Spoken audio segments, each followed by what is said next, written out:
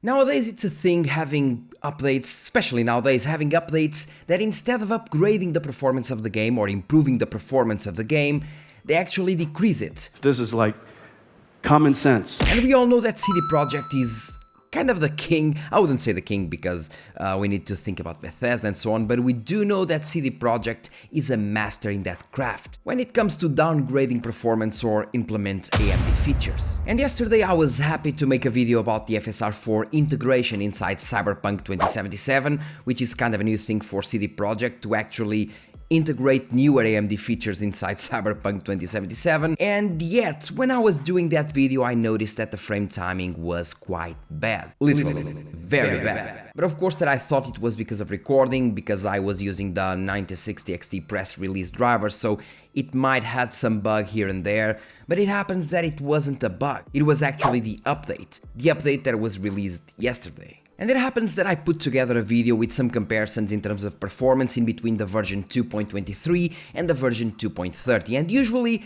I give a lot of shit to developers like CD Projekt because usually it is their fault that they are not implementing AMD features. But this time it is AMD's fault as well, and I need to say it is AMD's fault as well. If I was AMD, because they were working with CD Projekt, they announced that via Frank Kaiser, so they were working with CD Projekt, and if I was AMD I would never let an update like this kind of go out without me having proper driver support. And if I was you, I would never watch this video without watching today's sponsor. Today's video sponsor is GVG Mall, bringing you lots of software deals like Windows 10, Windows 11, Office 2019 or 2021 with a new Windows 11 design, and for all of these you can use my SKG discount code for 30% off, getting a Windows 11 serial key for $22 and a Windows 10 one for only $15. Then use the key on your Windows settings and you'll have an activated system. And if I was AMD, I would never let an update like this kind of go out without me having proper driver support in order to not have this kind of performance. We have worse FPS, we don't really have FSR 3.1, and on top of that, we don't really have anti-lag 2, and we don't really have FSR 4 because we need a new driver update and we need to wait for that driver update. So yes, it is AMD's fault as well. They should have asked CD Projekt to kind of postpone a little more the update in order to bring drivers for the new update in order to not have a shitty performance. So it is in fact CD Projekt's fault, but it is AMD's fault as well. Definitely. Now, as for the video that I put together, you can see a bit here with a 6800, just an example. If you go to my previous video testing FSR 4, you can see that the 9070 non-XT is having like very bad frame timing, and this still happens with the RX 6800. As you can see, while we're roaming around with the version 2.23, it is perfectly smooth. 77 average FPS, 69 in the 1% lows, which is actually great. It's a very small delta, meaning that the frame timing is consistent, meaning of course that the gameplay is smooth. As for the version 2.3 or 2.30, as you can see, the frame timing is a mess, even with the 9800X 3D. So it is a complete mess, and it is basically your borderline unusable.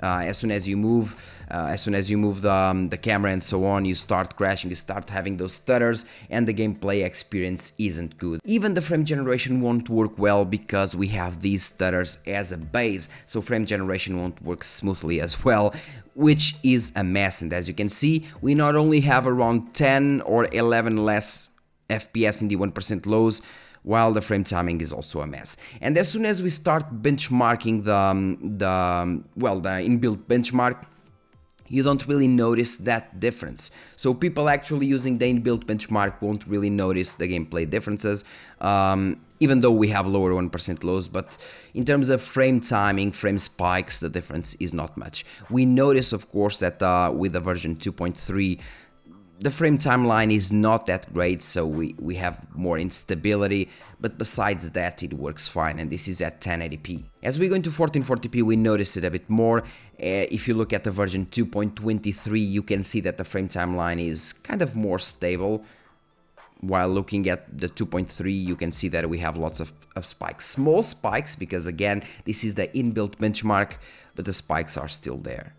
Yeah, even in the inbuilt benchmark, which is crazy. And then I even made kind of a standing still benchmark with lots of NPCs in the middle of the city, and as you can see, I mean, it's 1080p, and even then, looking at one frame timeline and the other, you can see that the frame timeline with the version 2.3 is much worse. Again, lots of spikes, instability, and that's why the 1% lows are also higher. 104 on the version 2.23 versus 94 on the version 2.3. And this is not even the worst, because if it was just this, it would be acceptable. The problem is that it isn't only this, and like you saw on the gameplay in the beginning, the game is basically unplayable when you're roaming around the city, especially when driving a car. Now, running a bit, you can see that we're running the 2.30 version, and this is running the high settings, and when running the high settings it is kind of acceptable, I would say, but the frame timeline is still much worse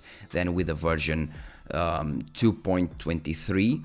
So we still have lots of spikes, something that should be like a flat line, it is now full of spikes. We go to the ultra settings, and with ultra settings it gets even worse again. We have kind of a flat line, meaning that the gameplay was smooth with the version 2.23, and as you can see, with ultra settings version 2.30, it is a complete mess. Full of stutters, with a 6800, with a 9070, with a 9070 XT, all equal. It is basically unplayable at ultra settings and barely playable at high settings due to the stutters. And again, this is CD Projekt's fault, but it is also AMD's fault, because they should know, of course, to not let the update go out, or at least to kind of rush their drivers or deliver a beta driver to improve the performance, because I don't really know if the 25.7.1 drivers, the drivers that will support FSR4, will also bring performance updates, or should I say performance fixes. And I'm saying this because this is mostly an AMD issue with the newest update,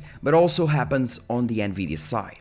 I recorded the gameplay as well that I have here, the NVIDIA gameplay, and while it is much better, because Cyberpunk 2077 is kind of NVIDIA's tech demo, so they had to make it work properly. As you can see, ultra settings, the frame timeline is much better, but still has some spikes, and it isn't as flat as it used to be with the version 2.23, where the line was basically flat. And now we can see that even though the stutters are very small, they are still there, and from time to time we have a big stutter while traveling around the city, something that I didn't have before. So this is kind of CD Projekt's fault, but again, also AMD's fault.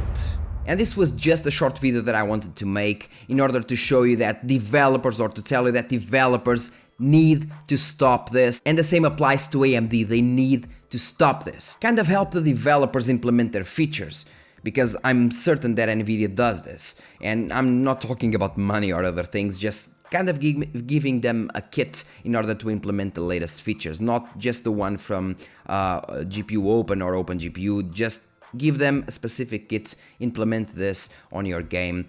And in case of Cyberpunk 2077, it was very important to have specially anti-lag 2, and they just don't make it work.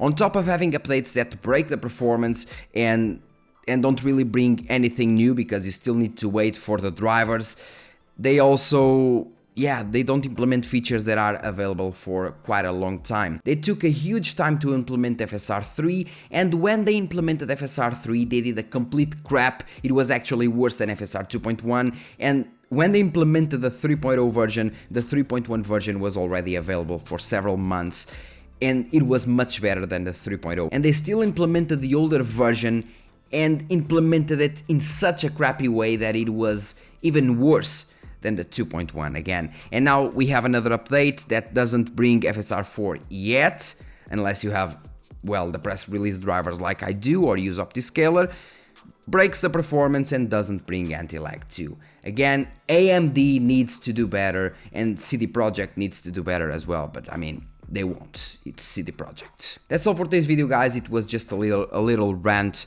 because I was really ready to kind of replay Cyberpunk 2077 now, or make some more missions, and yet the performance is completely broken. I really hope that the 25.7.1 drivers fix the performance, because if it doesn't, it is a crap.